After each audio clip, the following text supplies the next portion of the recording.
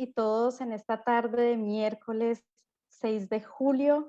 Estamos muy contentos como Red Antropourbana de volverlos a tener en este espacio.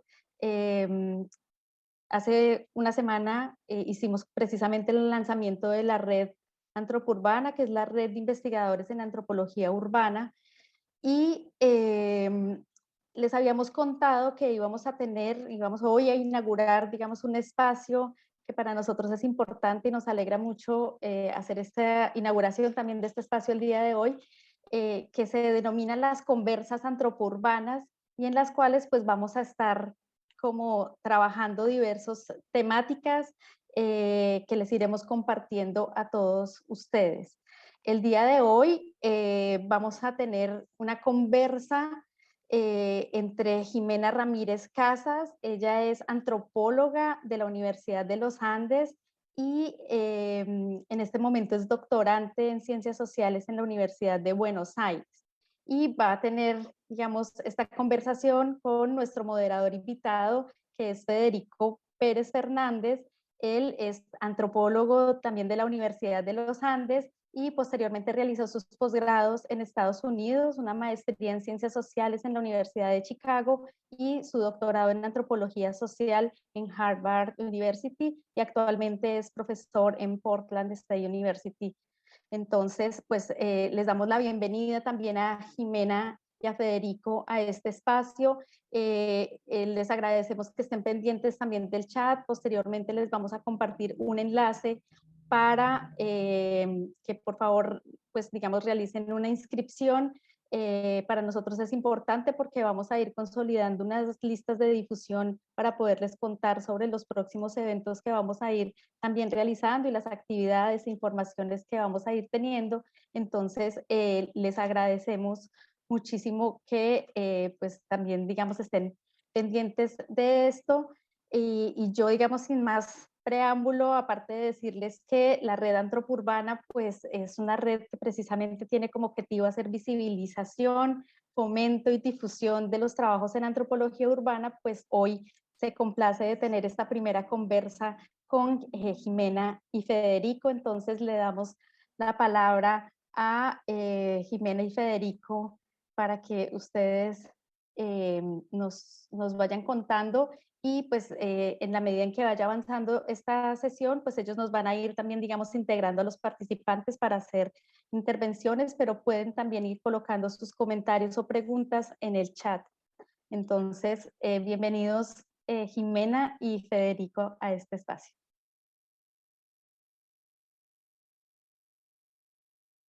Aquí está.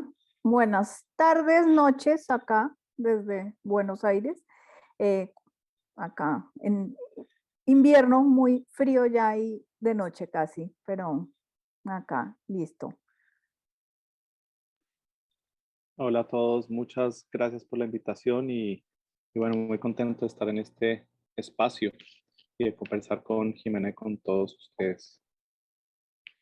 Creo que lo que habíamos acordado era empezar con una presentación corta de Jimena. ¿Te parece bien, Jimena?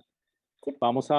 Y el espíritu de esta conversación, pues, que me parece buenísimo, es explorar un poco el proceso de la investigación, la trayectoria, cómo llegó a las preguntas a las que llegó Jimena, a las conclusiones, a su aproximación a estos temas, algo de eso.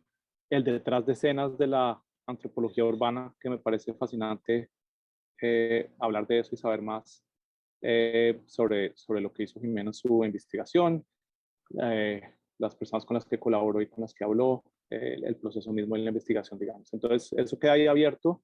Después de la presentación, yo le haré algunas preguntas, pero de ninguna manera quiero dominar, digamos, la conversación, más como, digamos, lanzarla. Obviamente está abierta para que cualquiera haga sus preguntas y comentarios en el transcurso de este evento. Entonces, pues empezamos con la presentación, Jimena, ¿está bien? Vale. A ver. Pero no voy a empezar por la conclusión. ¿Están? Bueno, yo creo que quienes estuvieron la semana pasada saben que, bueno, la idea era hablar de uno de los artículos que apareció en el dossier de la revista Virajes de Antropología Urbana, y el artículo mío, que tiene ese nombre rimbombante, era Acupuntura para las ventanas rotas, una reflexión desde la antropología sobre inseguridad y renovación urbana.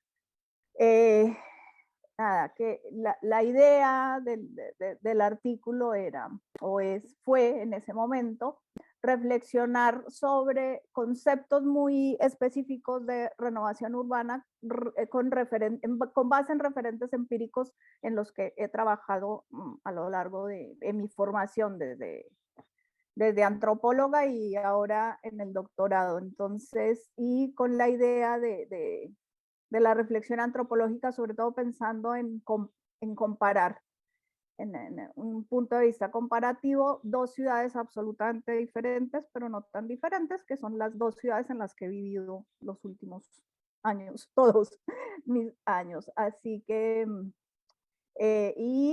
tiene el artículo la base original del artículo, digamos, es mi investigación de la tesis de doctorado, que es sobre un proceso de renovación urbana en Buenos Aires, pero refiriéndose también un poco a mi historia personal y mi historia de formación como antropóloga también en Bogotá y de haber vivido en las dos ciudades.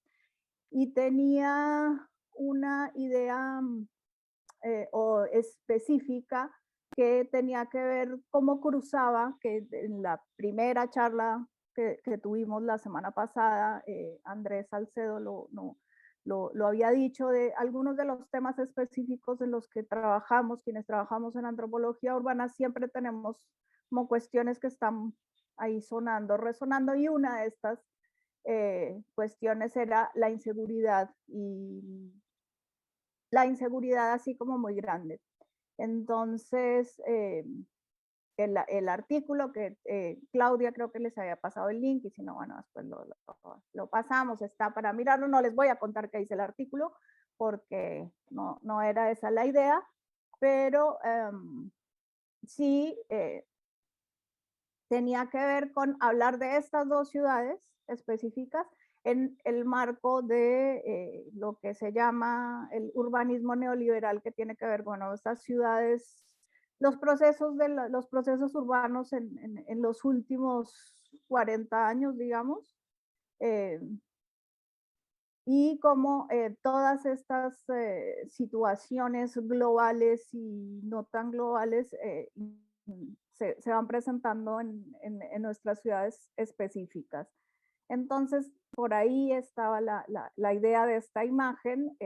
No podemos, específicamente son renovaciones urbanas de puertos, Buenos Aires es un puerto, aunque a veces se olvide, y quería comparar, bueno, y esta renovación del puerto de Buenos Aires, que es el gran proyecto de Puerto Madero, comparado con Bogotá, que obviamente si ustedes conocen las dos ciudades, Bogotá precisamente no tiene nada de puerto, pero elegí esta fotografía específica de Bogotá porque me refiero, o sea, porque las dos imágenes de las ciudades son muy parecidas, y que tiene que ver con una de estas cuestiones de las que se habla en las ciudades metropolitanas, que todas tienden a ser parecidas y a unificarse. Entonces, bueno, la idea era esa, pero nada más que eso, porque de hecho ni siquiera es una foto del proyecto al que me dedico, pero sí, digamos, es una foto del centro de Bogotá. Que estaba. Y bueno, la estructura de la presentación, digamos que la armé pensando en la estructura del artículo, que no empiezo específicamente hablando de los referentes empíricos, pero sí en este momento debería pues como contar de qué estábamos hablando. Eran de dos proyectos específicos de renovación urbana que se dan en Bogotá y en Buenos Aires. Y nada, el mapa de ubicación de donde estamos, de la ciudad de Bogotá y Buenos Aires, y en América del Sur y demás. Para hablar, bueno, los proyectos específicos que a mí me interesaba en este momento, que para comparar, tenían que ver el proyecto de renovación del Parque del Tercer Milenio, que nada, todos, creo que si no, más o menos les cuento, todos saben que fue una renovación que terminó haciendo una intervención en un lugar específico del centro de Bogotá que muy deteriorado y que tenía que ver con una cuestión que era el foco de la inseguridad, fuente de la inseguridad, que fue muy específica y que ha venido, digo que estuvo en ese momento, fue muy, en el momento en que se hizo, tuvo mucha repercusión y que las repercusiones siguen a lo largo del tiempo. Esta era de finales del siglo pasado ya a esta altura, que empezó esa renovación y se sigue hablando de lo que hizo la renovación del Tercer Milenio en Bogotá ahora. No hace mucho, con la renovación del distrito del Bronx, hicieron como que se retomó y decimos, bueno, vamos a hacer, en Bogotá se decía, o por lo menos lo que yo estuve, lo que leí y lo que vi, aunque vivo en Buenos Aires, voy a Bogotá con mucha frecuencia y acabo de volver después de bastante tiempo, entonces siempre está la referencia a la renovación urbana muy específica esa de lo que hace cuando se arrasa con un lugar, foco de inseguridad, que era una de mis, o sea, que es como la pregunta que a mí me ha estado rondando todo el tiempo de por qué o cómo funciona el argumento de la seguridad en la renovación urbana. Comparado, paralelamente, el proyecto de la renovación urbana de Buenos Aires, que está específico, en el que trabajo específicamente, que es mucho más largo en el tiempo, que va, se extiende y bueno, ha sido es un proceso bastante más complejo que no voy a contar ahora, pero que también en los discursos que se construyen sobre la renovación, sobre el proyecto de renovación urbana, uno de los temas específicos que siempre sale a relucir es la inseguridad y bueno, vamos a mejorar la inseguridad. O sea, una de las razones por las que renovamos las ciudades siempre es como que la seguridad.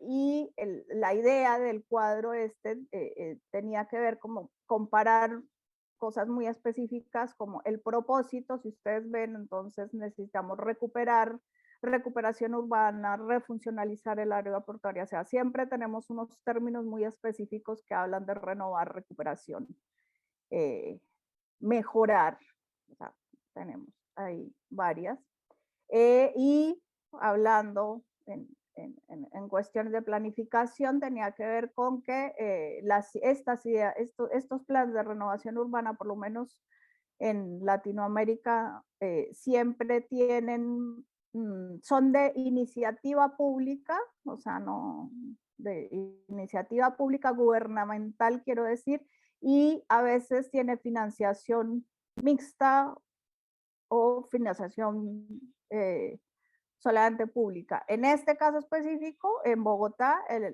toda la renovación esta era pública, mientras que la que yo estoy hablando de Buenos Aires tenía componentes mixtos. Había inversión privada, además de estatal.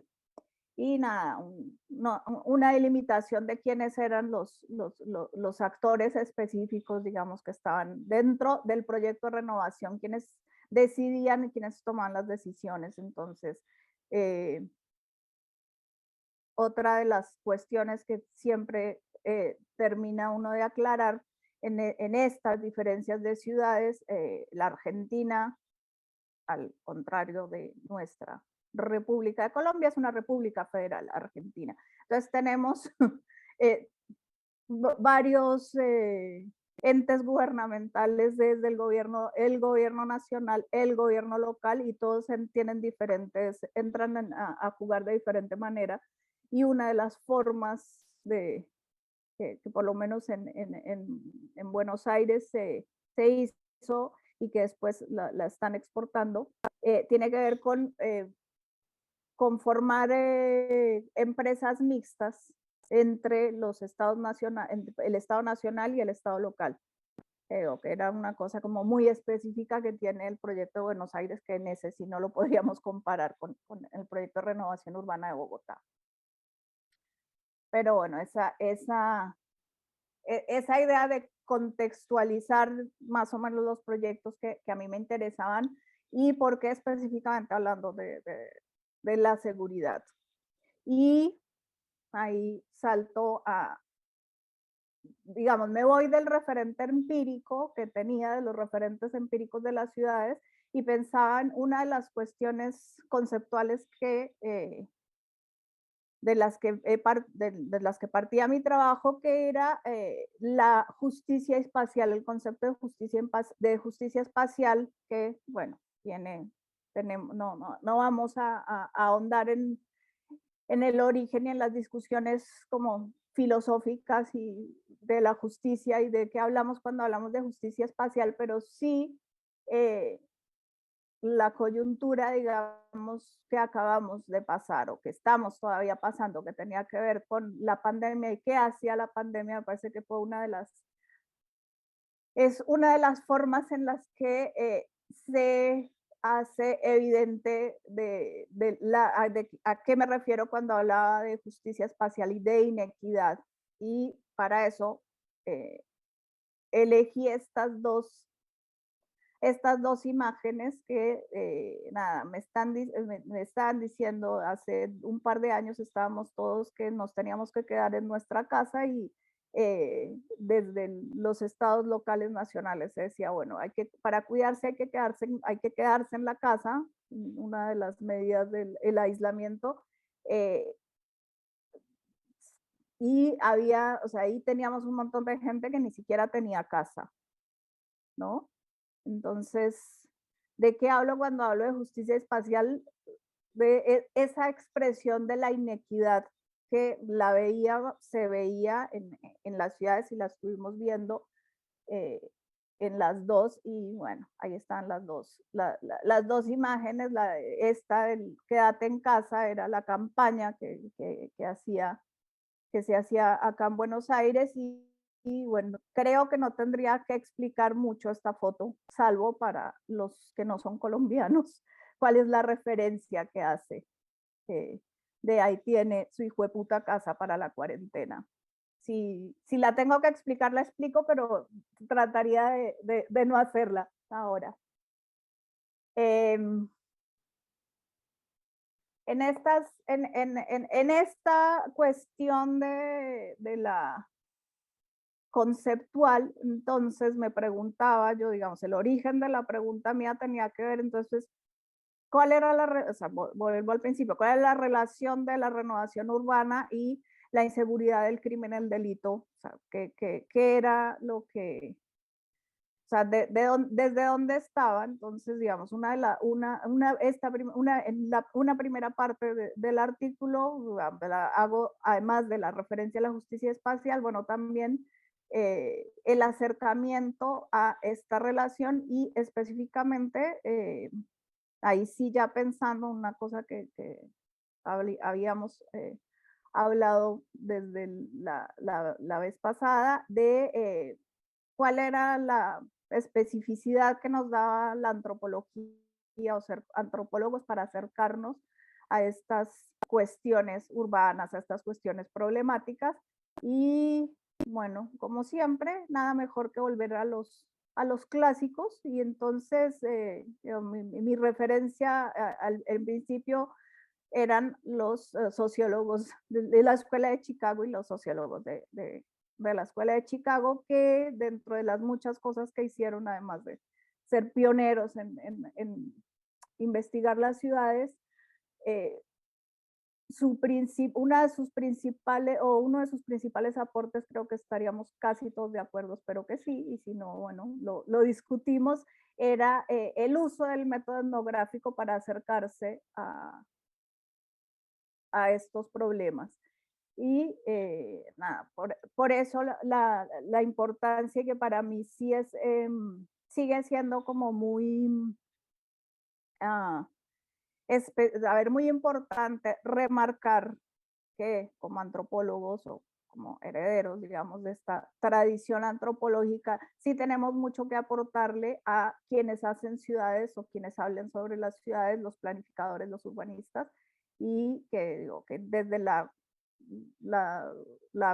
semana pasada lo estábamos hablando también cuando estábamos presentando la red, de bueno, ¿qué aportamos de nuevo con esto? Y mi otra imagen, que porque elegía esta imagen que tiene que ver hablando justamente de la inseguridad y de nuevo lo que podría aportar la antropología o la mirada antropológica con la inseguridad y bueno, el por qué hablar de estas dos ciudades específicas aparte de la que toca a que son las ciudades en las que he vivido los últimos 20 años, 30 años, digamos. Tenía que ver que Bogotá y Buenos Aires tienen unos índices de inseguridad muy disímiles, no les voy a contar, pero tienen unos índices de percepción de inseguridad muy parecidos. Entonces, y aquí sí viene la referencia absolutamente personal, para mí era muy extraño, sigue siendo, por qué una ciudad que yo como bogotana, como, a ver, o sea, como una persona que creció en Bogotá y vivió en Bogotá la mayoría, o sea, toda su juventud, digamos, y su formación universitaria, y que sabía que estaba en una ciudad insegura y vengo a Buenos Aires, que me parece que no es una ciudad insegura. Yo no la percibo como una ciudad insegura, pero todos los demás la perciben insegura. Y todas las investigaciones sobre inseguridad, que bueno, que es otra de las cuestiones, dan cuenta de que la percepción de inseguridad es muy parecida en las dos ciudades. Entonces, ¿por qué? Si los datos nos dicen, o sea, los datos concretos nos dicen otra cosa. Y bueno, y está la tasa de homicidios, que bueno, es una de las formas de comparar, o sea, de comparar estas percepciones. Entonces, bueno, esa sigue siendo, digamos, fue una de las preguntas que me he estado haciendo todo el tiempo, o sea, ¿por qué unas ciudades tan diferentes y que tienen índices tan diferentes, bueno, se perciben tan inseguras la una como la otra? Y creo que ahí volvemos a esto, ahí sí el acercamiento etnográfico, la pregunta antropológica o como la quieran poner, yo creo que sí nos puede dar pistas por lo menos de qué pasa para que esto se da y bueno, y así siendo muy optimistas, bueno, tal vez en algún momento nos hagan caso y podamos hacer planteamientos de políticas, de las políticas urbanas, políticas públicas de seguridad o de renovación, que o sea, toman en cuenta estas cosas, estas variables. Así que, bueno, esta era, bueno, otra de las cosas que quería que quedaran con lo que hablábamos con Federico, de, bueno, cuáles eran las preguntas específicas que estaban detrás de esa comparación. Bueno, esta sigue siendo como la más la que me sigue dando vueltas a mí en la casa, todavía no encontré la respuesta, esa sí no, todavía sigo, creo que hay que pensarla más y hay que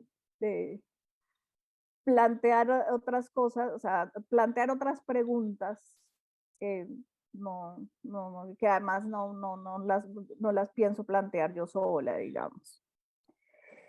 Y por eso mi conclusión tenía que ver, por eso esa conclusión estaba en forma de pregunta, y vuelvo al principio de que estaba hablando de la acupuntura por las ventanas rotas, que por qué Claudia me preguntaba el otro día por qué por qué había decidido usar ese título. Entonces, justamente la idea tenía que ver con cruzar esas metodologías que se supone, o sea, que se usan desde la planificación, y los conceptos que se usan desde la planificación para solucionar problemas.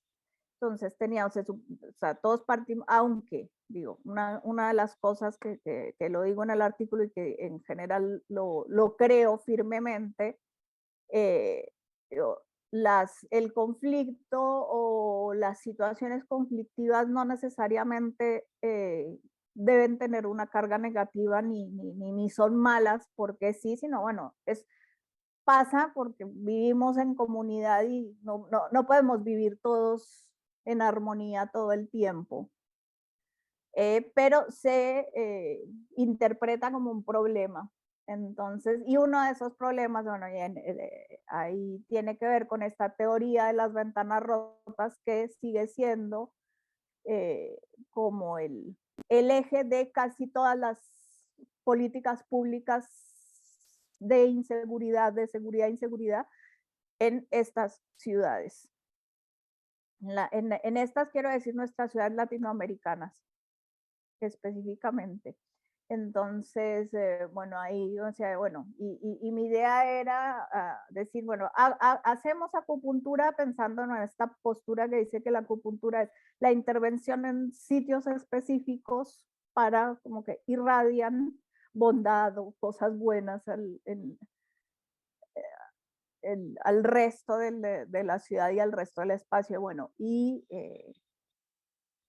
nada, que creo que tenía, también está esta, ¿cómo se dice? Como esta posición de pensar, o sea, de pensar las preguntas y las investigaciones con la dimensión espacial que no todo el tiempo queda. Entonces, bueno, la histórica y el espacio, bueno, así que era como por ahí. Ahora no sé qué otra cosa, creo que dejo ahí. A ver, Federico. Gracias, Jimena.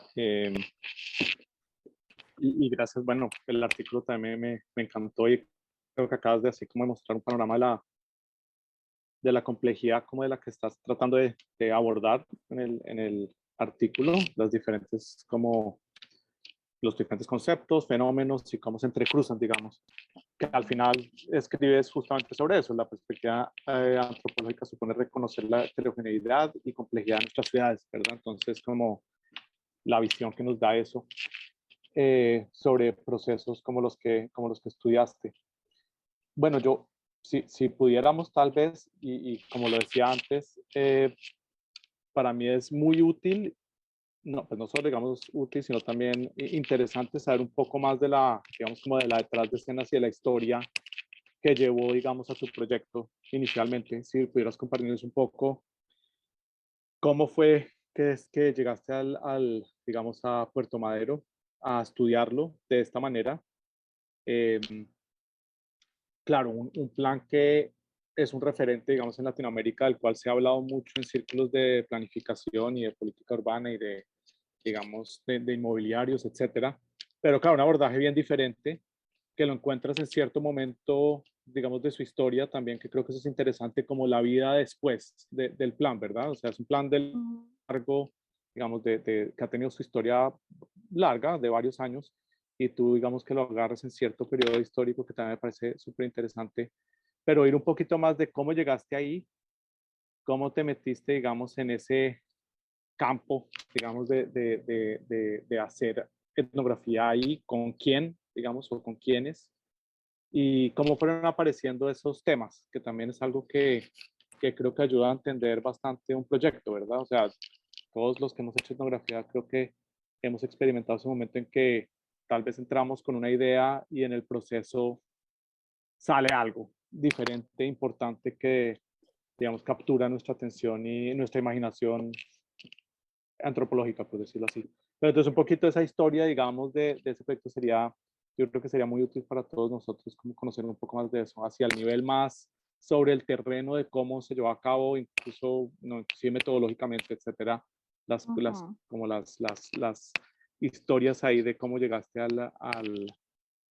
hacer una etnografía de Puerto Madero para comenzar, obviamente con el referente de Bogotá en el fondo siempre, ¿verdad?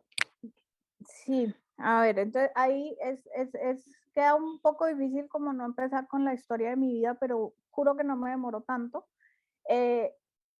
Mi, a ver, digamos, mi tesis de antropóloga tenía que ver con, mi tesis con la que me gradué de antropóloga era sobre la renovación de la cárcel distrital de Bogotá y cómo había afectado eso al entorno del barrio. Del barrio donde está la cárcel distrital de Bogotá, y nada, ese fue como un ensayo de eso, así que siempre me estaba, o sea, siempre me resonaban, digamos, como estas cuestiones específicas en ciertas ciudades afectaban el entorno, estas renovaciones o intervenciones urbanísticas planificadoras ahí.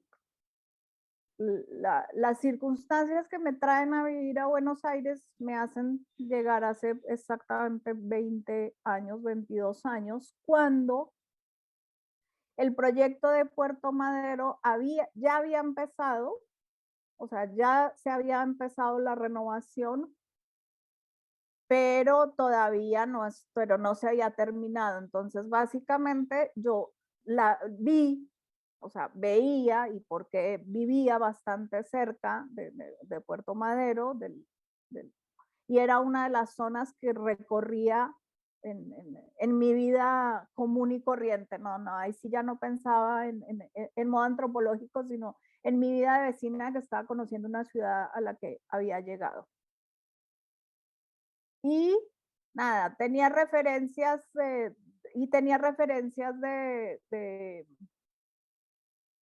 a ver, como de la cultura popular, así que uno en general nunca las deja muy en claro, pero o sea, una básica era, me enteré estando acá, por ejemplo, que en esa zona del viejo puerto, habían filmado Highlander 2.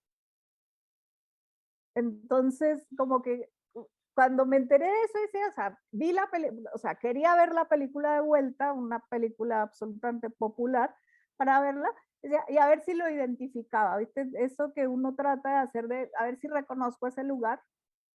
Entonces, o sea, venía como con esas ideas y me llamaba mucho la atención, bueno, la renovación y lo que estaban haciendo con el puerto. Además, cuando yo venía de una ciudad, o sea, una ciudad de clima frío, bueno, como es Bogotá, y estamos a una ciudad puerto, una ciudad absolutamente diferente a la que tenía, pero me llamaba mucho la atención que teníamos una ciudad puerto, pero el río nunca lo veía. O sea, y que después, bueno, es una característica que tiene la vida urbana de Buenos Aires, la ciudad. Ustedes se acuerdan, o bueno, ahí ustedes no todos, pero sí esto de como que, de que hay muchas partes que se habla en Bogotá que estamos, o bueno, a los uniandinos nos decían todo el tiempo que la referencia es que estábamos de frente a Monserrate y de espaldas a Bogotá. Bueno, acá en Buenos Aires pasa eso. La gente vive de espaldas al río, aunque tenga el río, y es una ciudad que creció con el río. Entonces, para mí era importante ver cómo era ese río porque no lo veía. O sea, yo quería ver el río y ahí. Así que hacía eso. Bueno, ese era como una de al principio para entrar. Y la renovación y lo que pasaba con la renovación, y además también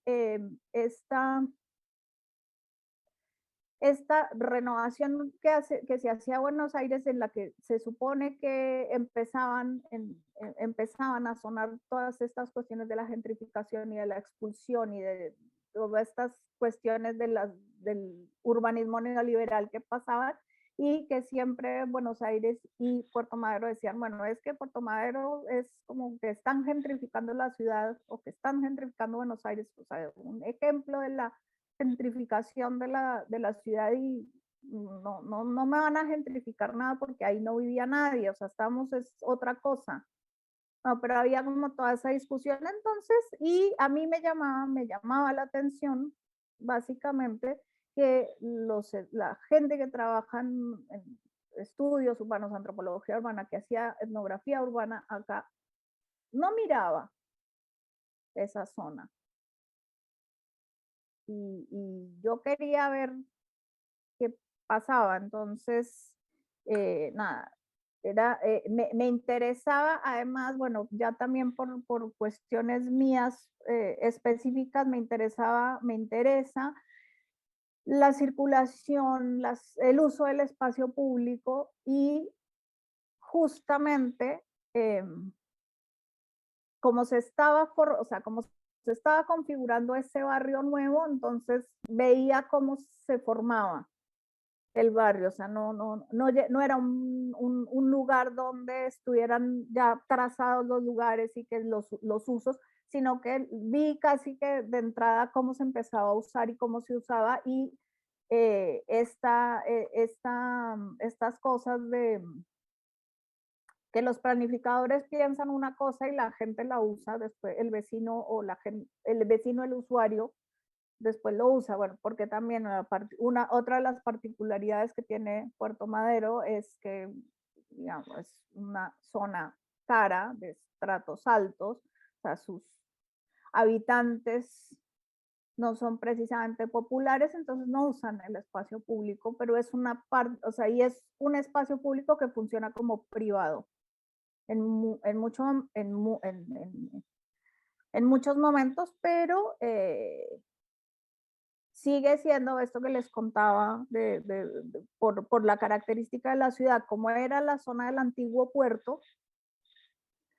Entonces tiene jurisdicción portuaria y es de jurisdicción nacional, y entonces todo el mundo puede acceder al puerto, se supone, aunque todo el mundo puede acceder al puerto. Entonces, bueno, es espacio público para todos, pero no es un espacio público para todos. Así que eso era lo que a mí me interesaba.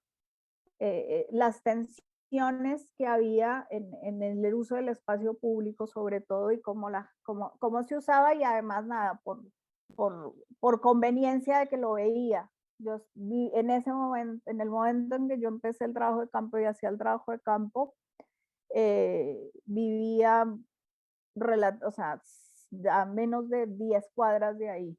O sea, que lo caminaba todo el tiempo y lo usaba, y era mucho más accesible para mí estar. ¿Y con quién? ¿Con quiénes? Y cómo llegaba. Bueno, ahí sí, como con quiénes y con quiénes. En principio era usuario, o sea, usuarios, o sea, quienes usan esos lugares, y por el prolongado, o sea, en el tiempo se prolongó. Entonces, primero era quienes usaban, era quienes estaban construyendo y cómo se estaba construyendo.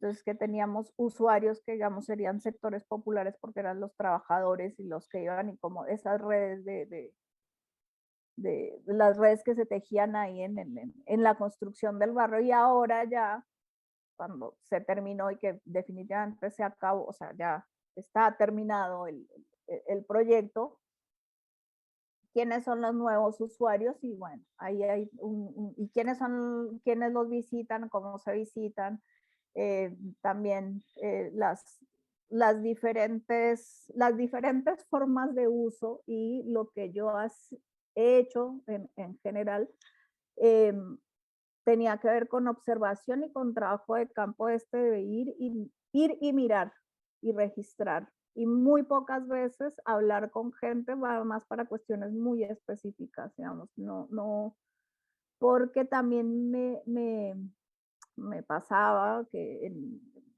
en otras cuestiones del trabajo era como que la gente tiene, o el vecino, no, acá no se usa decir la gente, no queda bien, de los discursos muy armados de cuando uno habla con las personas, o sea, ¿por qué viene a este lugar o por qué lo usa? Entonces como que tienen un discurso muy armado y muy específico de que no, porque está así, ta, ta, ta, ta.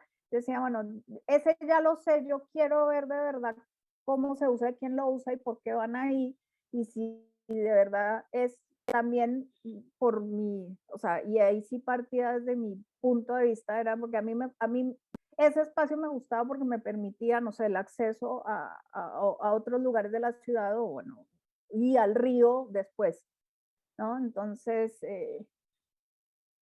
cuando planteaba el inicio del trabajo, yo como que pensaba en toda esa zona que era muy grande, y bueno, no era yo solita para hacer un trabajo de campo, no podía tener tantísima, no iba a abarcar toda el área y todo lo que me interesaba, ni siquiera eran todos los espacios públicos o todos los lugares, sino ir acotando. No, y terminó en unas cosas muy específicas del proyecto, de donde hice el trabajo. Y dentro de las otras cosas que hacía, participaba, y ahí y aquí era donde aparecía el tema de la inseguridad y la pregunta, ¿cómo se llaman eso? Los mecanismos de participación ciudadana en la ciudad de Buenos Aires, digamos, la ciudad de Buenos Aires se divide por comunas específicas que, digamos, serían como las alcaldías locales en Bogotá, y tienen, hay algunos mecanismos de participación específicos que se reúnen vecinos con autoridades, y por la coyuntura, digamos, en el momento en que estaba todos esos primeros 2000 y esos primeros años de los 2000, 2010, 2015, estaba el problema, uno de los problemas más graves, entre muchas comillas, en la ciudad, era la inseguridad, ¿no? Y entonces yo empecé a participar, en algún momento o sea, participaba en las reuniones que tenían en mis vecinos, digamos, en la comuna donde yo vivía en ese momento, y las otras iba a ver, ¿por qué? Y ahí también vuelvo a mi parte de antes de cuando vivía en Bogotá, hace, no sé, 25, 30 años, Andrés se debe acordar, y trabajaba en eso, pero cuando se empezaron a hablar de los imaginarios del miedo, y que tenía, o sea, como que teníamos todos los imaginarios urbanos y los imaginarios del miedo, ese era el discurso que, nos llegaba a nosotros en la academia, o para acercarnos a esos problemas. Y yo me acuerdo, o sea, y yo veía muchas de esos temas ahora en Bogotá también. Esas expresiones territoriales del miedo y de los imaginarios, aunque tenían otras, digamos, otras cualidades, pero eran muy parecidas. Entonces,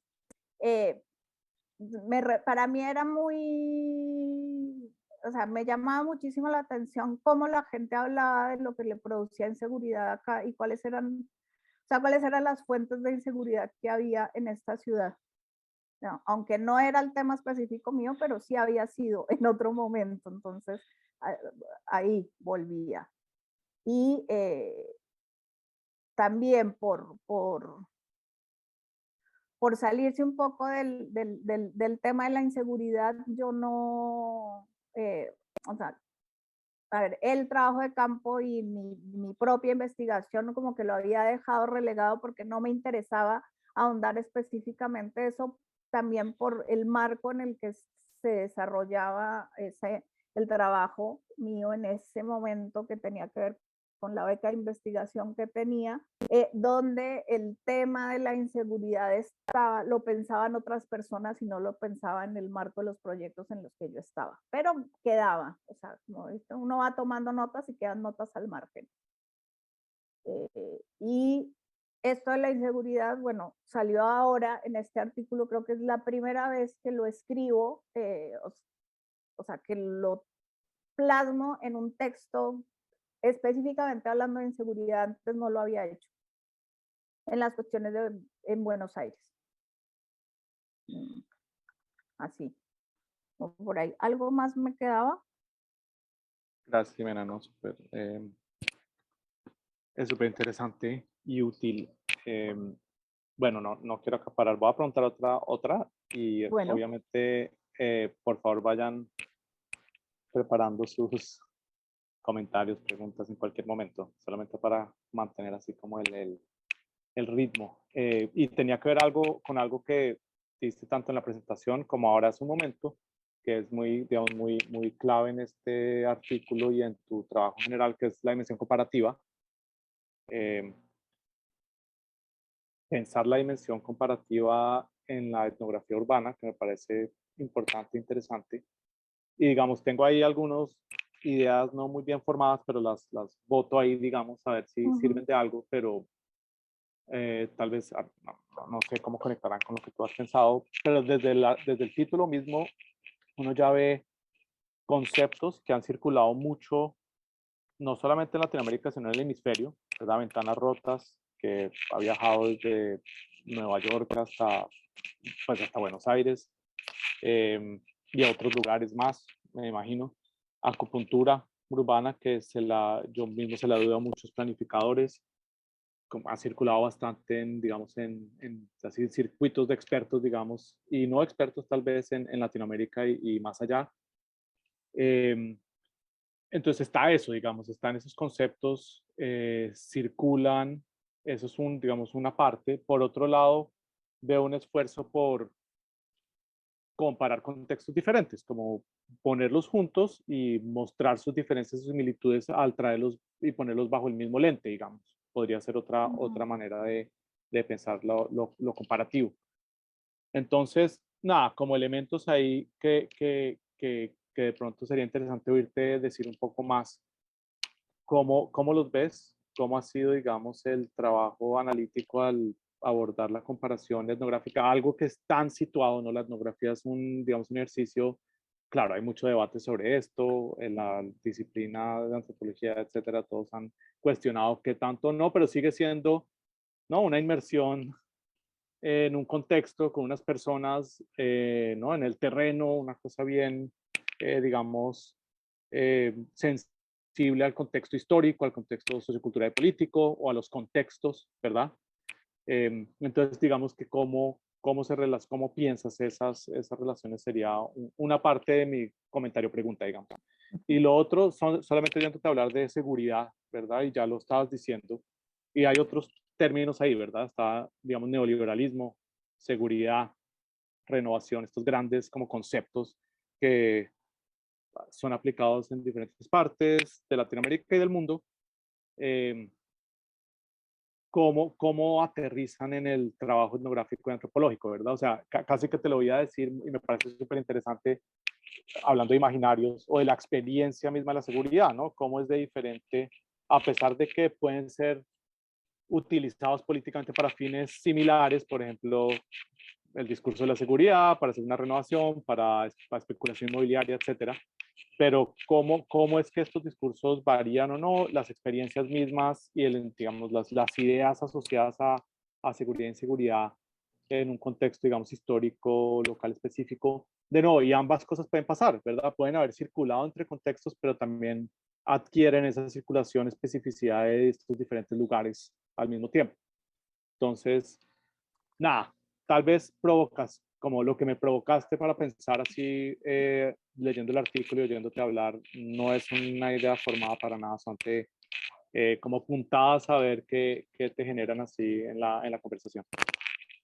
Bueno, como todo. A ver, una de las, digamos, una de las cuestiones que tenía que ver con en esto de la dimensión comparativa, justamente pensaba, y que ya lo habíamos hablado, ¿no? Conceptualmente, nosotros teníamos, o sea, siempre nos estamos pensando como que nos vienen ideas, las ideas está pensando centro-periferia, entonces, ¿dónde está el centro? Si somos periféricos o no somos periféricos. Digo, como que sí, o sea, la idea inicial es que, bueno, o sea, la renovación urbana, y hay ciertos conceptos que vienen o sea, son de estos, como hablábamos de las ventanas rotas, o estas que vienen del norte, así como por ponerlos en un lugar, y como las redefinimos nosotros, y que bueno, que en la práctica también viene siendo como desde la antropología, porque no nos la inventamos nosotros, sino que llegó, somos todos herederos de un lugar. Entonces, sí hay como, hay una ruta de los conceptos, cómo van y vienen. Entonces, claro, bueno, Puerto Madero ahora en este momento es referente de renovaciones urbanas, y de hecho la corporación Puerto Madero exporta ese modelo de renovación a otros lugares. Y entonces, y que tampoco es que fueron ellos los que se lo inventaron, sino que nada, empezaron en otros puertos, en otros lugares, y se van repensando, y bueno, y qué hacemos, y después cómo las aplicamos nosotros. Entonces, eso, los conceptos también además tenían, ahora que llamaste lo de la acupuntura urbana, de por qué además yo pensaba, lo había notado y me olvidé de decirlo. Usé el término acupuntura urbana específicamente porque es uno de los conceptos que usa el gobierno de la ciudad de Buenos Aires para las intervenciones. Entonces ellos te dicen, su planificación dice, hacemos acupuntura urbana. Entonces, como que me había, o sea, quedaba y no,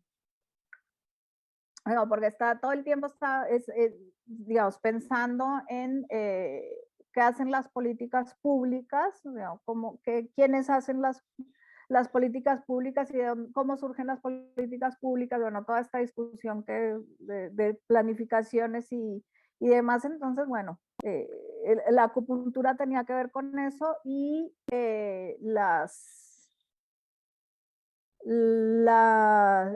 estos conceptos sí, digamos, venían usándose, y los venían usando,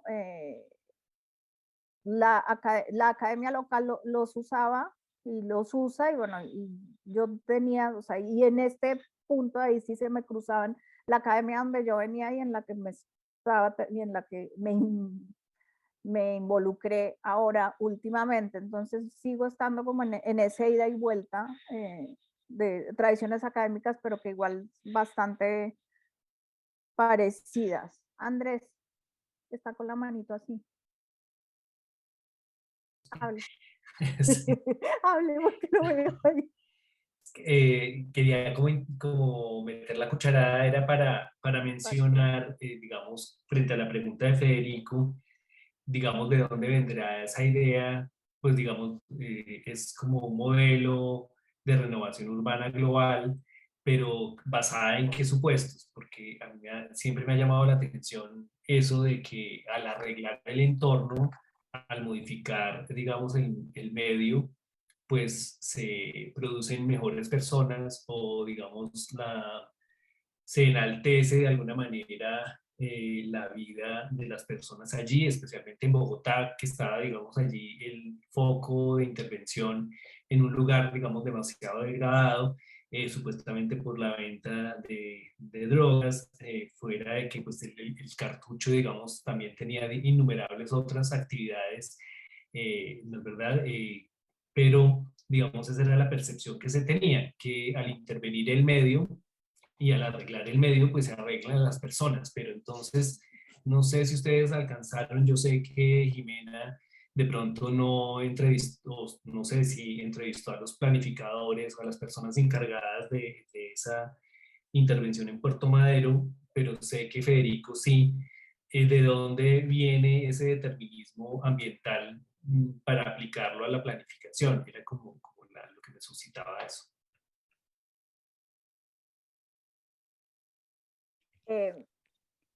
A ver, con la intervención en Puerto Madero, en realidad, como ahí no teníamos, si me están oyendo, ahí no teníamos el problema de gente y de foco de inseguridad como ese. Entonces, en realidad, lo que interesaba era rescatar el puerto, digamos, entonces les interesaban los edificios y el patrimonio. Entonces ahí digamos que el foco específico de la planificación, del discurso de los planificadores es vamos a revalorizar el patrimonio. Y ahí digamos, esa es otra discusión y porque también, o sea, y ahí sí está lo de las ventanas rotas, ahí sí funcionaba muy bien porque, entonces, como tenemos un puerto que está destruido, entonces, ahí va, antes de que lleguen los malos, tenemos que ponerlo bonito, era más o menos o sea, porque no había mucha población, bueno, y no vivía gente ni tenía problemas. Sí, digamos, hay toda una situación, bueno, alrededor de lo que pasa hay otras cuestiones moralmente molestas, como por ejemplo oferta de sexo, de servicios sexuales en los alrededores. O sea, las prostitutas y los travestis ofrecen sus servicios sexuales por ahí, entonces era como que no está. Y ahí, por lo menos en Puerto Madero, pasaba eso en ese momento y no, pero no con la especificidad en Bogotá, que sí teníamos como el foco del crimen ahí. ¿Qué pasaba? Eso en principio. Así, bueno, y la otra sí le toca a Federico, a ver, el que sabe. No, pues a mí sí esa me parece una, y ahí claro, se le viene a la mente la otra, como otro concepto que viaja mucho, que es el del deterioro urbano, ¿verdad? Como y tendrá diferentes nombres, no sé, en Buenos Aires, deterioro, decadencia, no, en el mundo, digamos, anglófono hay otros muy relacionados y qué tan, digamos, cómo son abordados por diferentes, digamos, actores en estos procesos, algo para pensar. Pero sí, volviendo a la pregunta de Andrés, que me parece súper interesante y que ha salido en mi propio trabajo, digamos, también en el centro de Bogotá, mirando procesos similares y específicamente sobre el cartucho, de hecho, conversando con algunas de las personas que, digamos, diseñaron o fueron parte de ese plan, hasta hablaban el verbo era encartucharse, ¿verdad? Y le atribuían a una configuración espacial consecuencias importantes, digamos. Estoy hablando de una arquitecta, digamos, que decía, y me dibujaba, digamos, ¿no? El meollo, digamos, ahí del asunto en Santa Inés, en el Cartucho, y era para ella, era el encuentro de un callejón con otras calles que formaban digamos, una geometría dada a esas cosas, ¿verdad? Pero claro, yo creo que uno podría rastrear una historia mucho más larga, o sea, eso coincide y tiene bastante resonancia con Ventanas Rotas, ¿no? Los finales de los 80 en la ciudad de Nueva York, etcétera, pero si uno se pone a mirar la historia de Bogotá y de otras ciudades en, en América Latina, hay mucho de ese como determinismo espacial, ¿verdad? Y tiene un trasfondo pues de clase, racial, de jerarquías que vienen de jerarquías sociopolíticas que vienen de mucho atrás. Y como interesante sí seguir esa línea y mirar cómo se codifican en ciertas formas de conocimiento sobre el espacio urbano, digamos, experto y no experto, que le atribuyen a la materialidad misma del espacio eso, ¿cierto? Como ese poder, por decirlo así. Entonces, sí, yo creo que hay harto que decir sobre esa pregunta y creo que, digamos, ahí tenemos otro ejemplo de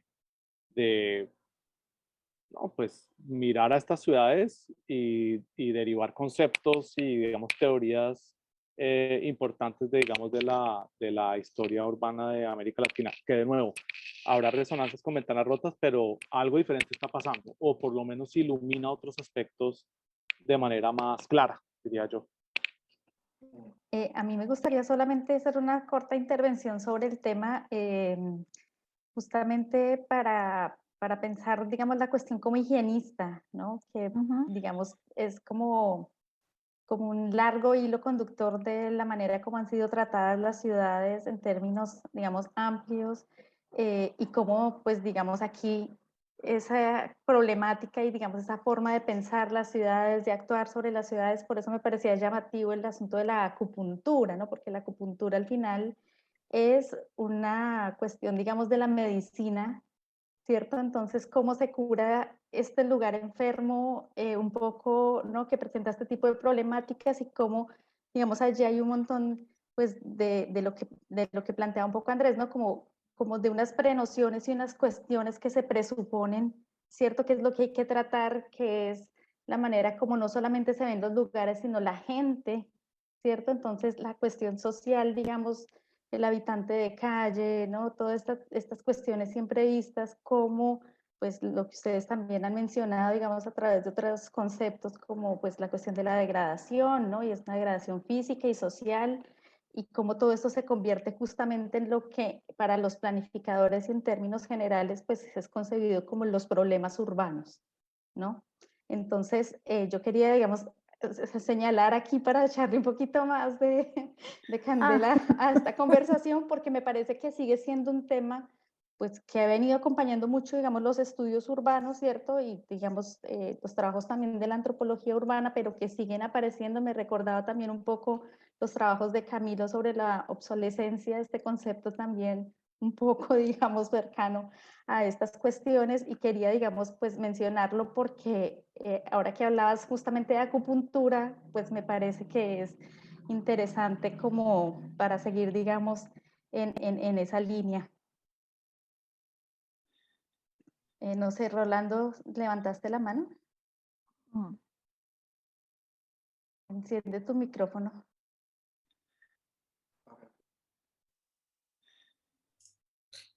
Hola, buenas tardes.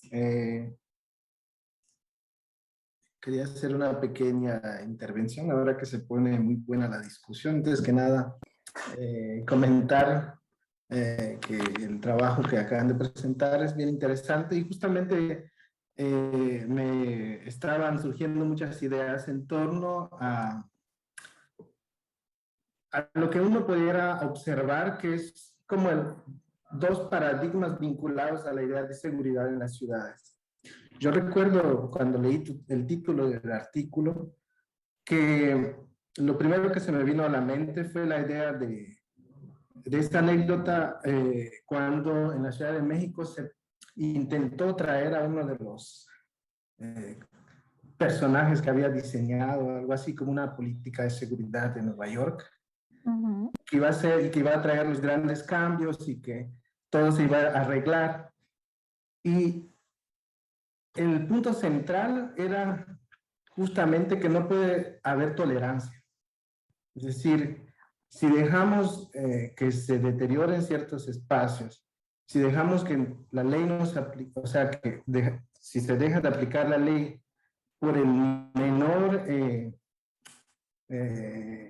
una falta que pudiera ocurrir, entonces seguro que la violencia no podrá solucionarse, los problemas de inseguridad no podrán resolverse. Y justamente por eso me interesó mucho conocer tu opinión sobre el artículo, porque al final creo que está en el centro de dos visiones sobre la seguridad en las ciudades.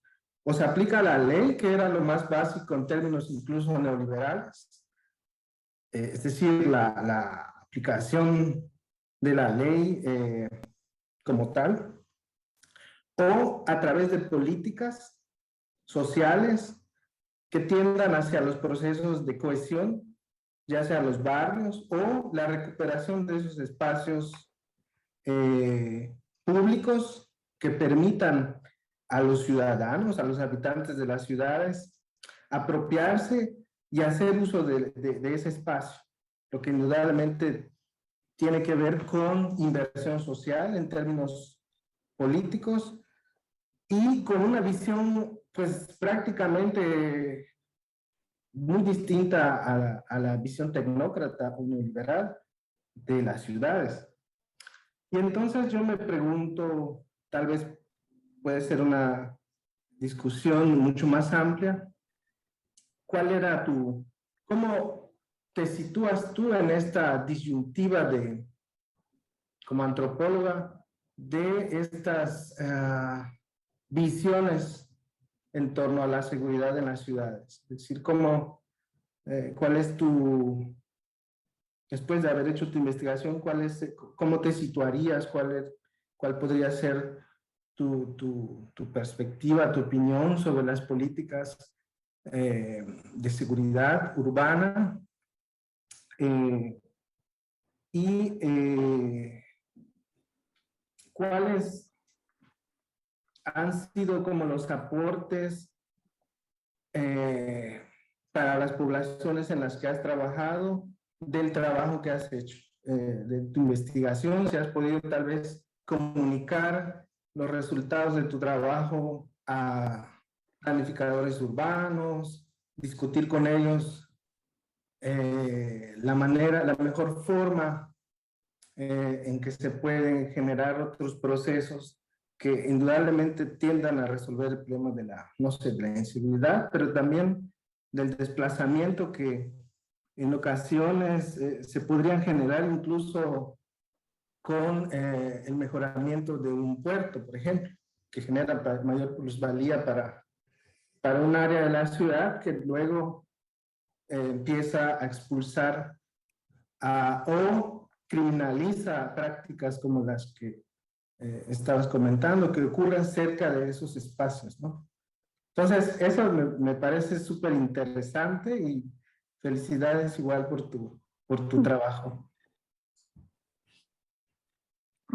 Bueno, en principio, no, todo lo que, en general, casi todo lo que uno habla sobre seguridad y sobre políticas de seguridad desde este lado, desde las posturas de las ciencias sociales, nadie les da pelota, y a los que piensan las políticas de seguridad urbana no funcionan. Había una cosa que dijo Federico que además queda sonando y ahora que Rolando me preguntaba como, digamos, en qué la reflexión que yo he hecho, en qué ha servido, que no sé si seguramente ha servido, pero sí por lo menos una cuestión que no la dije y que tendríamos como que, a ver, era muy obvia que tenía que ver, aparte de la perspectiva de estas diferencias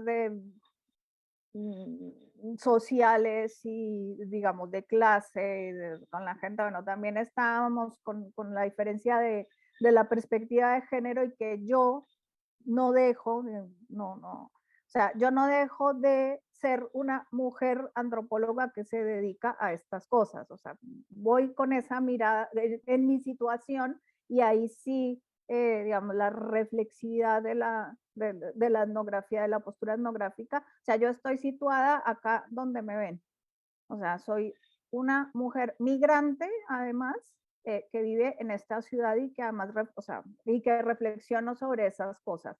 Entonces, una de las cuestiones que también me interesaban y que había planteado en otro momento era estas diferencias, o digamos, esta perspectiva de la seguridad, cómo cambia dependiendo de quién es el sujeto, la sujeta, y volviendo a lo que decíamos.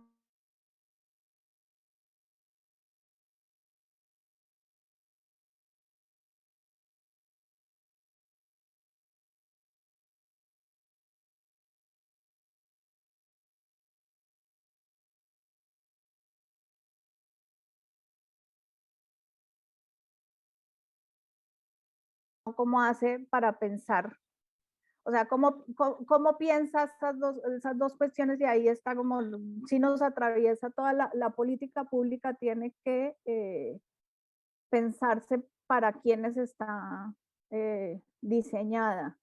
Y ahora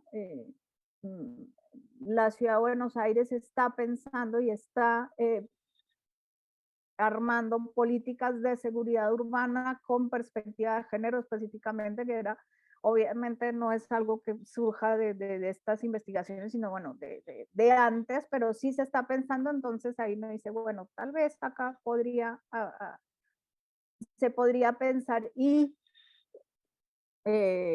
como, o sea, pero no le ha servido mucho a nadie porque además ha sido esta reflexión mía era o sea, es un trabajo específico que tenía que ver conmigo, que no estaba en el marco de ningún proyecto más grande, que se piense como las políticas públicas. O sea, yo lo pienso por la otra parte de mi ejercicio profesional que tenía que ver con dar clases sobre la construcción de la inseguridad como problema público. Está en el artículo, está como en una nota de pie de página, pero o sea, yo aparte de la investigación mía, entonces a mí me interesaba cruzar lo que o sea, la dimensión mía de la investigación, o sea, mi postura en la investigación y también con esta fase de docente y de enseñar, de enseñar cómo se piensa la inseguridad o se construye la inseguridad, digamos, en otro. Así que, bueno, era como por ahí, pero no porque específicamente lo haya planteado y lo haya pensado para que lo usen, no. No soy tan optimista de que alguien lea las cosas que digo más allá del círculo este. Obviamente me gustaría, pero bueno, hasta ahí. Tenemos una intervención de Minerva que no puede levantar la mano, pero nos está pidiendo la palabra, entonces dale, Minerva. Gracias. Pues justo tiene que ver con esto que acabas de decir, Jimena, esta visión de la gente que transita o habita cercana a estos espacios que te refieres. Me parece que es un elemento muy importante que se puede añadir a este análisis que haces, que por cierto a mí me gusta mucho porque encuentro muchas similitudes con los análisis que yo misma hago acá en Cancún y que tiene mucho que ver con esta transformación del espacio en función de intereses muy específicos, de sectores de población muy, muy elegidos. Y yo quisiera abordar esto que acabas de decir el trabajo que hiciste metodológico, porque creo que precisamente esa es la riqueza que tiene la antropología para analizar estos fenómenos urbanos, la visión de quién está utilizando esos espacios, y que es muy diferente de los análisis que se pueden hacer desde la pura planificación urbana. Y entonces, retomar esta riqueza de la diversidad de opiniones que puede haber de esos espacios, creo que ya sé que es una investigación que todavía está en curso, pero podría enriquecer porque me llamó muchísimo la atención cuando dijiste, no se percibe como inseguro, dados los datos oficiales, pero la gente cree que es inseguro. Y tú, que vienes de un entorno diferente, dices, pues no lo es, para mí no lo es. Y me pasó a mí lo mismito cuando fui a Medellín, que todo el mundo me decía, no salgas de noche, no camines, no vayas.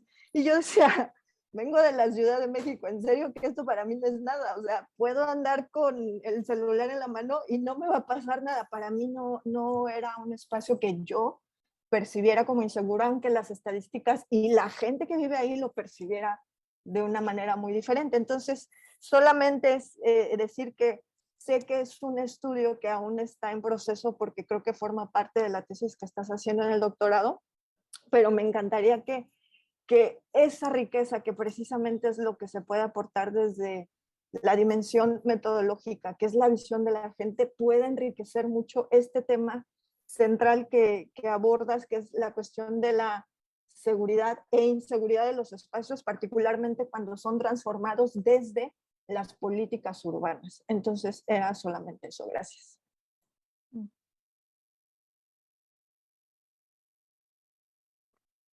Yo también ando con el celular acá en la mano, no como en Bogotá, aunque aquí me dicen que me lo van a robar.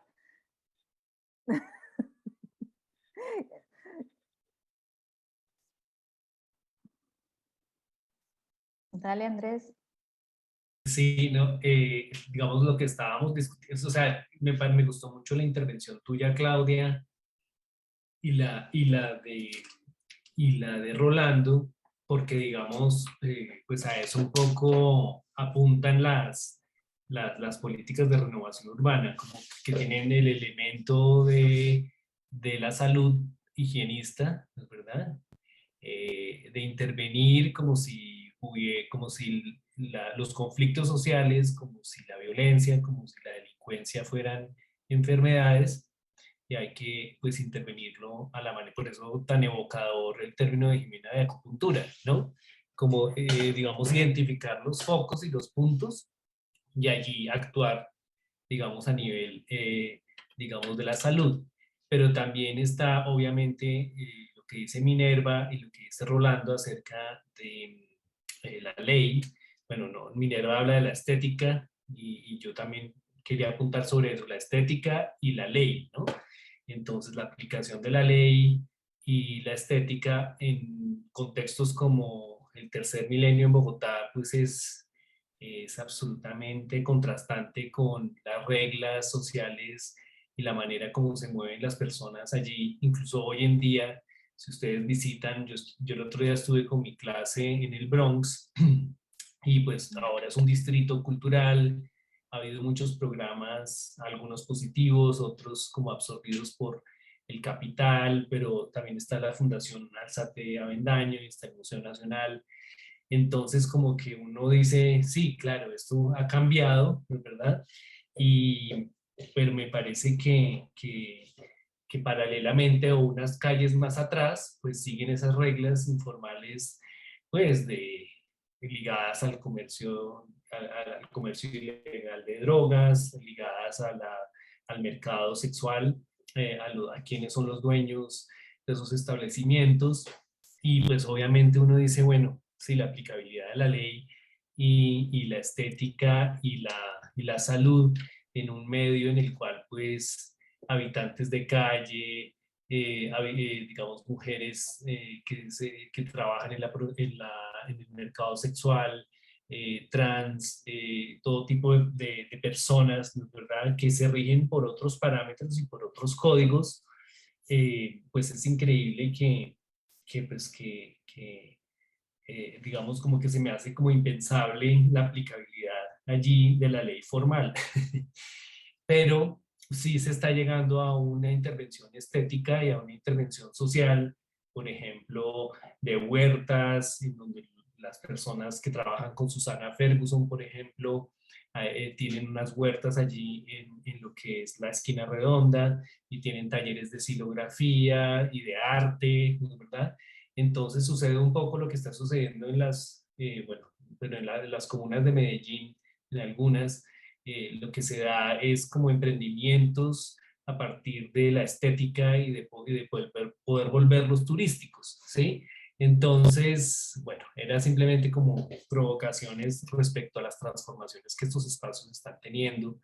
Ya que Minerva hablaba de Medellín, pues hay algunas comunas donde ha habido una intervención de capital, intervención cultural, intervención de comercio, intervención turística, donde hace 10 años era imposible pasar y tener el celular en la mano. Hoy en día pues se puede pasear y se puede tomar cerveza y se puede sentar a tomar un café y bueno, en fin, entonces vale la pena como reflexionar sobre eso.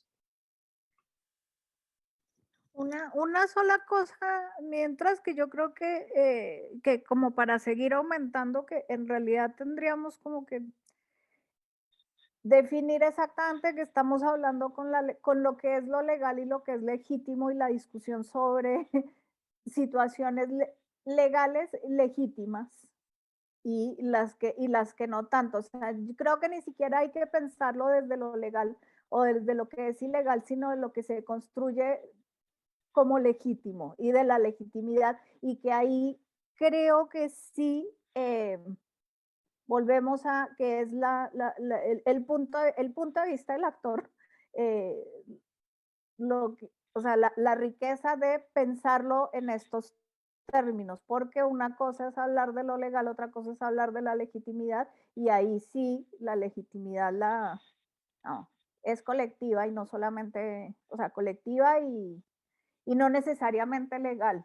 Así que nada, o sea, igual creo que nos metemos en unas camisas de 11 varas en con toda esa discusión. Tengo dos manos, Camilo, creo que Camilo levantó la mano primero, ¿no? No sé, gracias.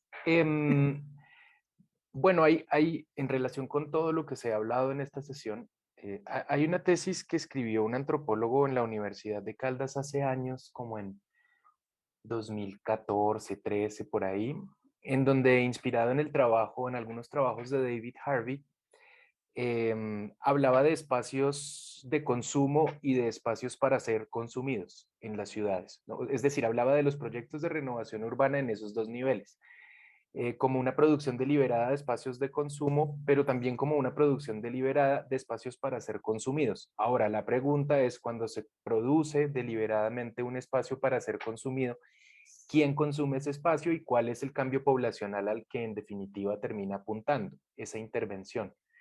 Y recordé la tesis justamente porque él hace unos antecedentes bastante completos para el momento de proyectos de renovación urbana cuyos parámetros de operación son relativamente estándares, y entre ellos incluye el de Puerto Madero en Buenos Aires. Es también interesante para mí que también estudié antropología y viví un tiempito en Buenos Aires, el tema que destacaba más temprano Jimena en relación con los índices de seguridad y la percepción de seguridad. Eh, a mí me pareció impresionante también, si vamos a lo etnográfico propiamente dicho, durante mi estancia en Buenos Aires, que tienen unos canales de noticias que pueden pasar 24 horas el mismo caso. Por ejemplo, robaron una casa en Lanús y entonces mandan un montón de gente y hacen un periodismo así un poco extremo, tipo como el de la última película de Leonardo DiCaprio, que no recuerdo bien cómo se llama, y digamos duran 12 o 20 o 24 horas dándole al mismo caso, con el único objetivo, digamos, de generar unas alertas innecesarias, mediatizadas, y por lo tanto reforzando un poco esa percepción de inseguridad a partir de casos realmente aislados. Es decir, me pareció que en el contexto noticioso argentino, aunque no es tan diferente en otros países, no se muestra el panorama estadístico, ¿no? Digamos, se cayó un avión y eso genera un escándalo, pero resulta que se cae un avión una vez cada 4 años, si lo miramos como en un panorama más amplio estadísticamente, por decirlo así. Pero eso no se ofrece la concreción, el en vivo, la primicia, bueno, lo que Pierre Bourdieu hace mucho tiempo por televisión decía ocultar mostrando. Un poco en lo mismo, en esa misma tónica, por un lado.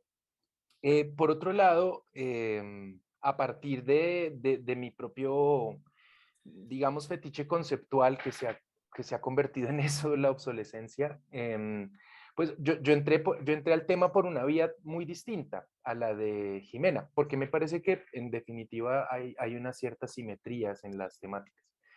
Y fue simplemente por una intuición que seguí sistemáticamente, bueno, no sistemáticamente, una intuición que seguí, y era que la obsolescencia era un excelente criterio discursivo de justificación para la renovación. En la medida en que un lugar se declara obsoleto oficialmente, eso es irreversible. Acá lo he visto en Manizales, en el Ecuador y en Buenos Aires. Entonces, como que la declaración de obsolescencia termina siendo un modo instrumental, discursivo, de establecer o proponer una justificación irreversible que deja casi que como única alternativa a la renovación, que curiosamente es un discurso que siempre alude a una terminología positiva, ¿no? renovar, recuperar, revitalizar, en fin, como si, digamos, no tuviera ninguna clase de consecuencia negativa en relación con ningún actor geográfico, lo cual es falso. Hay actores geográficos que son siempre los que terminan siendo marginalizados nuevamente a raíz de las consecuencias que tiene un proyecto de renovación urbana como estos, ¿no? Como el de Puerto Madero u otros que otras personas también pues han investigado. Entonces, la obsolescencia no es sino una de las maneras de decir otras que Federico mencionaba antes: deterioro, degradación, declive. Va un poco más o menos por ahí, y es un tema que se viene mirando desde aristas disciplinares bien distintas hace tiempo. Había un tipo que seguramente pues todo el mundo lo conoce acá, pero voy a hacer la referencia en todo caso, que era el arquitecto cognitivo Kevin Lynch, ¿no? El que escribió La imagen de la ciudad y todo eso.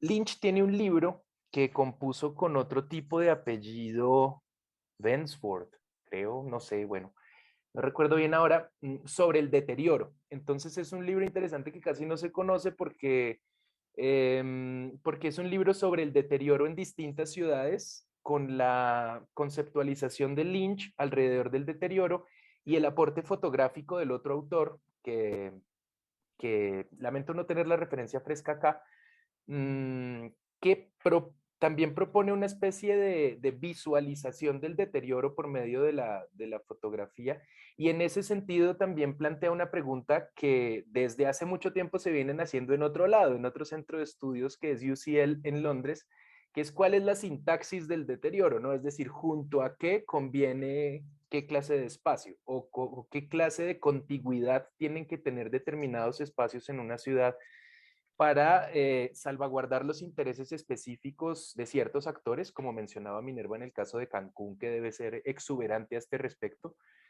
Todavía no conozco. Pero también en términos además de la satisfacción de esos intereses particulares, de la posibilidad de una búsqueda de utilidad o de algún modo de acumulación de utilidad o de generación de capital por este lado a partir del espacio. Es decir, de una mercantilización del espacio, ¿no? En el fondo, pues hay un poco de eso en casi todo proyecto, independientemente a veces de las fuentes de financiación, que pueden ser actores privados o públicos. Eso no termina siendo lo más importante al respecto de esto. Entonces, me ha parecido que la metáfora, digamos, de la ventana rota y la acupuntura, que me parece que son dos metáforas bien logradas, yo no las había puesto juntas hasta bueno, hasta este artículo.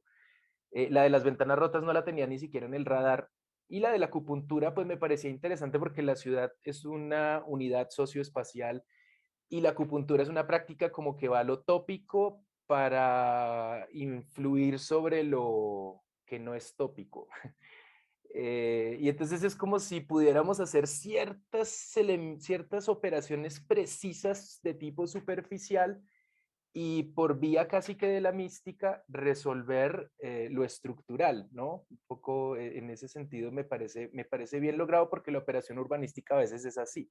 De hecho, pues me parece más interesante todavía que lo reconozcan o que sea un término que ya está apropiado por parte de ciertos planificadores.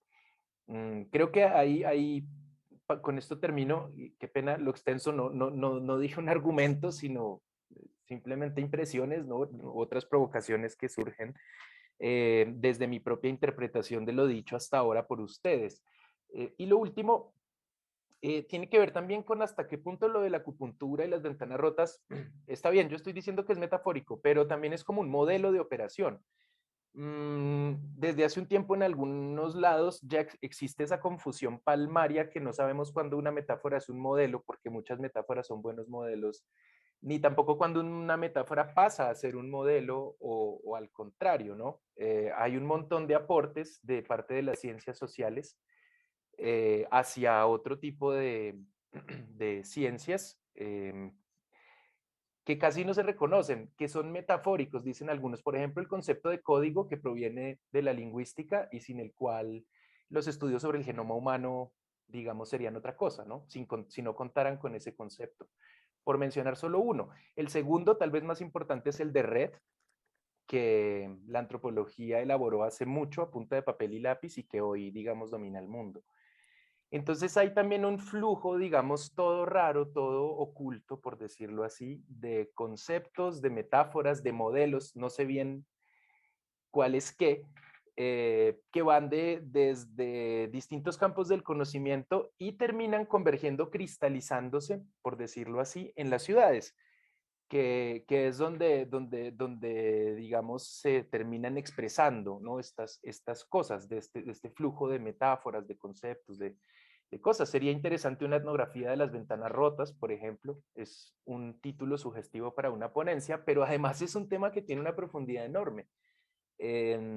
O pensar en las prácticas urbanísticas o en la acupuntura como un modelo para la práctica urbanística, poniéndose serio con el tema de qué es un modelo, creo que daría lugar a un montón de elaboraciones que tal vez están pendientes y que por último, pues tal vez nos corresponda actualizar, ¿no? Porque yo también, igual que Jimena, y ahora sí ya voy a terminar, recurro siempre a ciertas elaboraciones clásicas, específicamente las de la Escuela de Chicago, específicamente la que me sigue resultando más ilustrativa, por lo menos para el tipo de ciudades pues con las que yo estoy más involucrado, que es la de las regiones morales, ¿no? Eso sigue teniendo como un asunto ahí, como una lógica areolar de organización del espacio en pequeñas áreas o cosas así, que convendría también transportar un poco más, siguiendo el espíritu de los tiempos, a lo reticular. O sea, ¿qué pasa con las áreas morales si ya no las pensamos en términos areolares, sino reticulares, como una constelación, como un enjambre,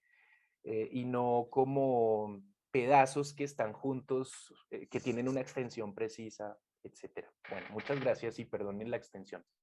Gracias, Camilo. Vamos a darle la palabra, pues, un poco como a Rolando, que tenía la mano levantada hace un momento, y a alguien que no sé su nombre, de PPC. Después de que Rolando termine, le damos la palabra. Angélica. Rolando.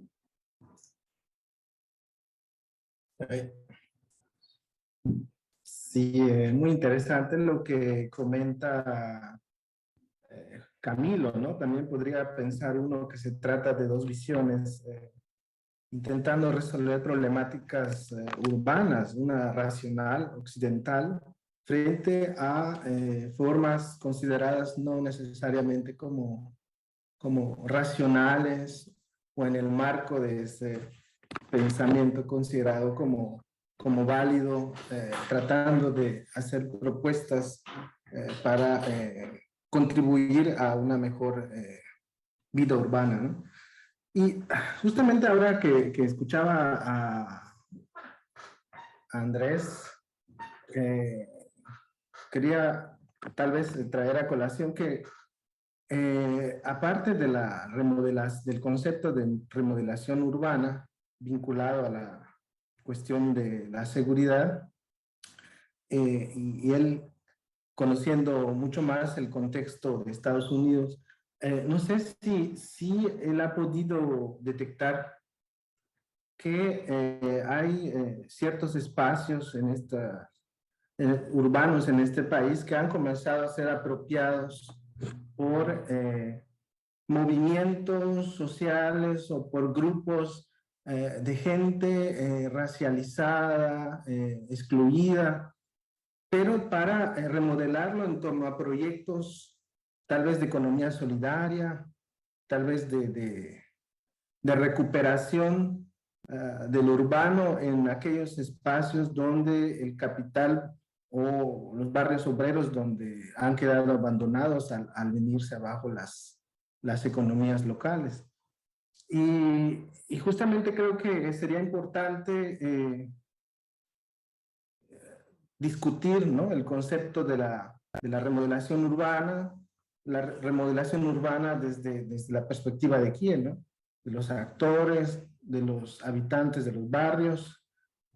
Justamente yo creo que allí Claudia igual ha hecho un trabajo interesante sobre la manera en que los propios actores a nivel de los barrios son capaces de organizarse e intentar resolver a partir de sus propias discusiones, de sus propia perspectiva cultural y de sus condiciones materiales, muchas problemáticas que los afecta directamente y que están también, y a pesar de que están dentro del contexto urbano más general.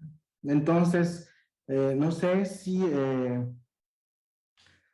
sería importante tener en cuenta estos otros grupos, actores, movimientos que empiezan a replantear la idea de la remodelación urbana para apropiarse de los espacios y recordar también estos movimientos que han surgido en algunas ciudades. Me parece que en Inglaterra hubo hace unos años un movimiento que era como la apropiación de los espacios públicos y eso generó una represión bárbara, nunca antes vista por parte de la policía, porque justamente el espacio público se ha convertido incluso en un espacio que puede confrontar directamente el capital, ¿no? Entonces, no sé si sería importante también comenzar a reflexionar esas otras posibilidades que van emergiendo en los contextos urbanos, ya desde una perspectiva antisistémica, ¿no? Gracias. Bueno, muchas gracias, Rolando. Vamos a tener la intervención de Angélica y luego Federico, que hace mucho rato había levantado su mano y no se dio la palabra a los otros compañeros. Entonces, Angélica, bienvenida. Buenas tardes. Buenas tardes, Jimena. Me gustó mucho tu presentación y el tema. Desafortunadamente no pude leer el artículo que me enteré con muy poca antecedencia del evento.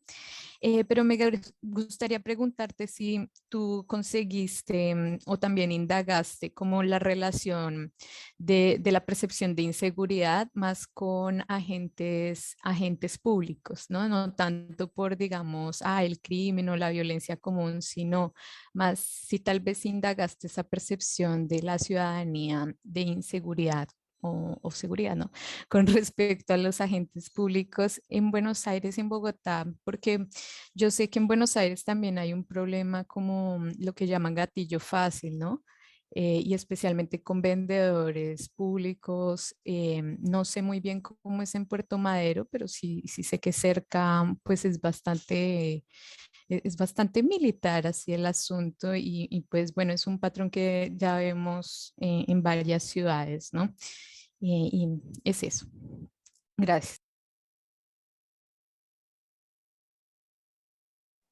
Tienes que encender tu micro.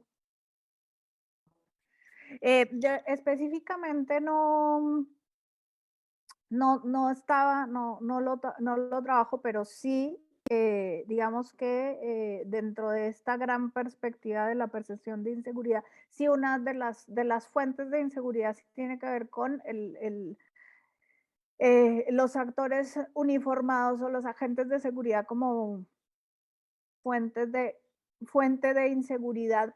Pero, a ver, específicamente en Puerto Madero ahí está muy restringido vamos, en Buenos Aires es muy constante el acoso a los vendedores ambulantes, pero el espacio público en Puerto Madero está diseñado de tal manera que casi no hay vendedores ambulantes, entonces ahí no se da. Hay episodios y de hecho es una cuestión específica que trabajo, o sea, cuando hay un episodio de inseguridad en Puerto Madero, ese sí sale mucho en las noticias porque es excepcional. No como en el resto de la ciudad, que Dios, está más, sino funciona un tanto funciona como un gueto, una isla segura en el resto de la ciudad. Ya, eso, pero no específicamente, y para el trabajo específico del artículo, no, todavía no reflexionaba, no lo traté, pero sí está, vamos, está dentro de ese imaginario de inseguridad, sí, pero ahí había, en el artículo hay una de las notas específicas que al ser la inseguridad y toda la construcción de la percepción de inseguridad, un tema muy específico que se trabaja acá, yo lo mencioné, pero no lo profundicé, pero eso, ahí, así chiquito. Y Federico. Sí, yo tenía era de una conversación anterior, volviendo pues al tema de Claudia, de higienismo y lo que Andrés está diciendo sobre acupuntura y como estas terapias pues urbanas tal vez relacionadas a la medicina, etcétera. Y bueno, no, pues la comparación entre Tercer Milenio y Bronx me parece muy iluminadora y diciente. Tercer Milenio, si bien podríamos encontrar de pronto ejemplos y tú lo identificas y tal vez más en el, digamos, transcurso de la vida de ese parque que son acupunturales, como se diga. El origen es, no es muy de la acupuntura, ¿no? Pues demolición de 20 manzanas de ciudad y de nuevo volviendo a los planificadores, muchos de ellos hablando en términos militaristas, directa y explícitamente, o consciente o no tan conscientemente, hablando de cómo estaban cercando el perímetro. Esos son términos que me acuerdo de entrevistas, pues cercando el perímetro, este perímetro demoliendo, expropiando de afuera para adentro, como una estrategia militar utilizando helicópteros para sobrevolar. Bueno, lo que ustedes se puedan imaginar, que definitivamente, pues digamos, toda la resonancia con discursos, digamos, disponibles en Colombia y en otras partes, ¿no? Digamos, discursos militaristas. Entonces, eso solamente para decir, ahí hay unos elementos, digamos, de soberanía, de control territorial muy fuertes y muy interesante lo que Andrés decía, cómo eso, digamos, muta ahí en el Bronx, puede tener un trasfondo similar, pero ya, digamos, en otro ropaje, a través de otras, digamos, medios y digamos, la dimensión estética, la dimensión como de cultura, bueno, estas otras cosas que están entrando ahí, mirar eso me parece importante. Y ya punto más grande, lo del higienismo me parece clave, me parece muy interesante, me parece que hay mucho sobre cómo, digamos, la historia de la planeación moderna, ¿no? Las tradiciones higienistas europeas, etcétera, pero en nuestro espíritu ¿no? de mirar antropológicamente el sur, ¿verdad? Estas ciudades del sur global, pues yo creo que acá había una historia higienista que venía, sí, pues de la colonia, anterior incluso a estos, digamos, historias francesas del higienismo francés, pues, y tal, que tienen una historia, no estoy diciendo separada e independiente, pero sí que merece ser, digamos, reconocida, tiene una dirección particular y ahí uno podría, pues, encontrar otras cosas, digamos, y hay una historia larga. Y además del higienismo, ¿cuáles otros repertorios hay? ¿No? Pues en la antropología, yo creo que, y esta mirada etnográfica, pues, contextualizada, sí que nos puede mostrar cómo va de la mano con otras cosas, por ejemplo, lo de la soberanía territorial, digamos, militarista, es algo que podría ser compatible con un higienismo y, digamos, que se entremezclan de cierta manera. Ya eso era lo que decía rápidamente.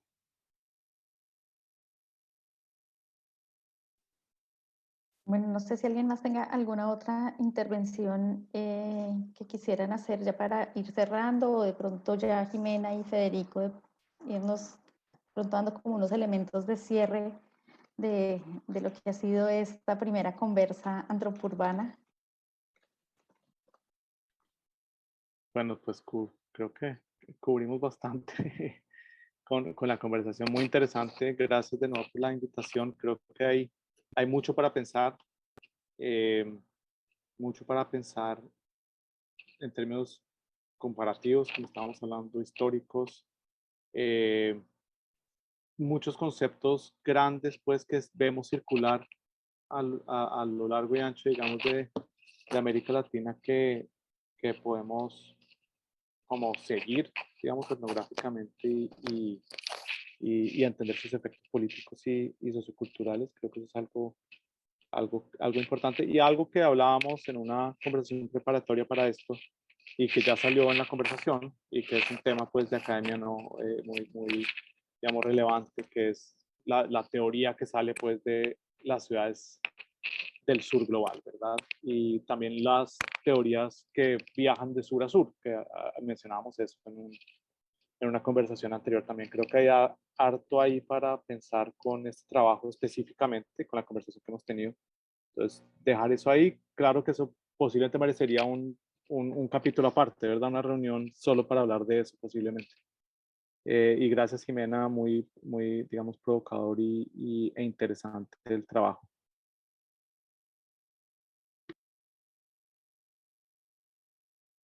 No, muchas gracias a ustedes todos, no, por los comentarios y bueno, como por el ideas que van quedando y así como, bueno, vamos a ver por dónde más seguimos. Una cosa que sí quería decir en estas, como en todo este panorama tan amplio que damos, que soltamos, digamos, que tenía que ver con, que no lo hablamos, pero está latente que es el asunto de la escala, porque estamos hablando en una escala muy grande de ciudades muy grandes.